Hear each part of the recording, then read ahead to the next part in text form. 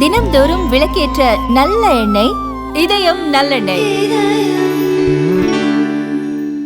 சென்னையின் குடிநீர் தேவையை நிறைவு செய்ய 14,000 கோடி ரூபாய் மதிப்பிலான நீர் மேலாண்மை திட்டங்களை செயல்படுத்த தமிழக அரசு முடிவு செய்துள்ளது.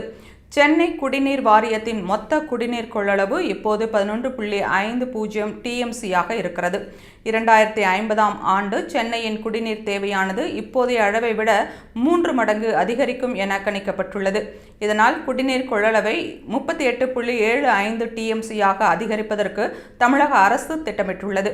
அதற்காக 14,000 கோடி ரூபாய் செலவில் 1,165 நீர்த்தேக்கங்கள் அமைக்கப்பட உள்ளன. உலக வங்கியின் நிதி உதவியுடன் அந்த திட்டம் மேற்கொள்ளப்படுகிறது. அடுத்த 10 ஆண்டுகளில் 704 நீர்த்தேக்கங்கள் அமைப்பதற்கு அரசு முடிவு செய்துள்ளது. ஒவ்வொரு நீர்த்தேக்கமும் 0.5 TMC நீரை சேமித்து வைக்கும் திறன் கொண்டதாக இருக்கும். தென்னேரி, ஸ்ரீபெரும்புதூர், திருநின்றவூர், மணிமங்கலம், பிள்ளைப்பாக்கம், செம்பரம்பாக்கம் ஆகிய இடங்களில் இருக்கும் 350 நீர்த்தேக்கங்கள் சீரமைக்கப்பட உள்ளன.